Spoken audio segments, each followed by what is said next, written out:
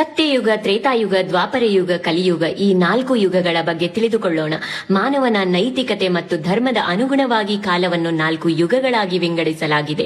ಯುಗ ಎಂದರೆ ಕಾಲಚಕ್ರದ ನಿರ್ದಿಷ್ಟ ಅವಧಿ. ಸತ್ಯಯುಗ ಎಂದರೆ ಮಹಾಕಲ್ಪದ ಅರ್ಧ ಭಾಗ, ಅತಿ ಹೆಚ್ಚಿನ ಭಾಗ ಅದಕ್ಕೆ ನೀಡಿದ್ದಾರೆ. ಅದರ ಅವಧಿ 17,28,000 ವರ್ಷಗಳು.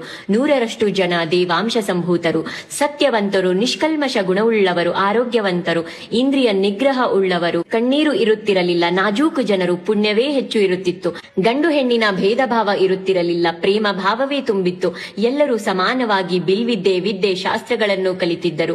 ಇವರ ಆಯಸ್ಸು 1,00,000 ವರ್ಷವಿತ್ತು, ಎತ್ತರ 48 ಅಡಿ ಇತ್ತು. ತ್ರೇತಾಯುಗ ಎಂದರೆ 12,96,000 ವರ್ಷದ ಕಾಲದ ಅವಧಿ. 75% ಜನ ಪುಣ್ಯವಂತರು, 25% ಪಾಪರ್ಥರು ಇದ್ದರು.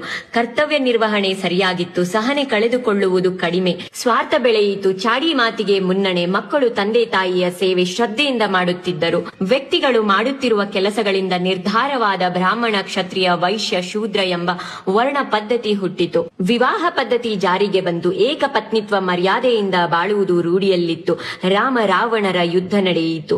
ಈ ಯುಗದಲ್ಲಿ ಆಯಸ್ಸು 10,000 ವರ್ಷಗಳು, ಎತ್ತರ 24 ಅಡಿ ಇತ್ತು. ದ್ವಾಪರ ಯುಗ ಎಂದರೆ 8,64,000 ವರ್ಷ. ಇಲ್ಲಿ ಕರ್ತವ್ಯ ಲೋಪ, ಸ್ವಾರ್ಥತನ, ಆಸೆ ಅತಿ ಹೆಚ್ಚು. ಅದನ್ನು ತೀರಿಸಿಕೊಳ್ಳಲು ಹೀನಾಯ ಸ್ಥಿತಿಗೆ ಹೋದರು. ಅಧರ್ಮ ಹೆಚ್ಚಾಯಿತು, ಧರ್ಮ ಕಡಿಮೆಯಾಯಿತು. ವರ್ಣ ಪದ್ಧತಿಗೆ ತಕ್ಕಂತೆ ಉದ್ಯೋಗ ಸೃಷ್ಟಿಯಾದವು. ಇಲ್ಲಿಂದ ವರ್ಣ ಭೇದ ನೀತಿ ಆರಂಭವಾಯಿತು. ಬಹು ಪತ್ನಿತ್ವ ಪದ್ಧತಿ ಬಂತು. ಆಯಸ್ಸು 1,000 ವರ್ಷಗಳಷ್ಟು, 12 ಅಡಿ ಎತ್ತರ.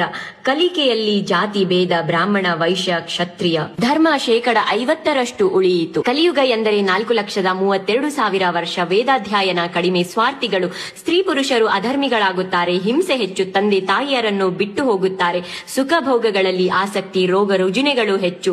ಅರಿಷಡ್ವಗಳು ಅಂದ್ರೆ ಮನಸ್ಸಿನ 6 ಶತ್ರುಗಳಿಗೆ ದಾಸರಾಗುತ್ತಾರೆ. ಅವುಗಳು ಕಾಮ, ಕ್ರೋಧ, ದುರಾಸೆ, ಅಹಂಕಾರ, ಮೋಹ, ಅಸೂಹೆ, ಸೋಮಾರಿತನ. ಇವರ ಆಯಸ್ಸು 100 ಮತ್ತು ಎತ್ತರ 6 ಅಡಿ. ಧರ್ಮ ಕೇವಲ 25% ಮಾತ್ರ ಉಳಿಯಿತು. ಈ 4 ಯುಗಗಳು ಸೇರಿದಾಗ ಒಂದು ಚಾತುರ್ಯುಗವಾಗುತ್ತದೆ. ಇಂತಹ 1000 ಚಾತುರ್ಯುಗಗಳು ಸೇರಿದರೆ ಬ್ರಹ್ಮನ ಒಂದು ಹಗಲು.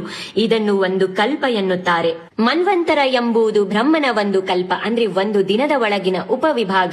ಪ್ರತಿಯೊಂದು ಕಲ್ಪದಲ್ಲಿ 14 ಮನ್ವಂತರಗಳು ಇರುತ್ತವೆ ಮತ್ತು ಪ್ರತಿಯೊಂದು ಮನ್ವಂತರವನ್ನು ಒಬ್ಬ ಮನು ಅಂದ್ರೆ ಮಾನವ ಧರ್ಮದ ನಾಯಕ ಆಳುತ್ತಾನೆ. ನಾವೀಗ 7ನೇ ಮನ್ವಂತರದಲ್ಲಿ ಜೀವಿಸುತ್ತಿದ್ದೇವೆ ಮತ್ತು ಇದರ ನಾಯಕ ವೈವಸ್ವತ ಮನು ಆಗಿದ್ದಾನೆ. ಜೈ ಶ್ರೀಕೃಷ್ಣ. ರಾಧೇ ರಾಧೇ.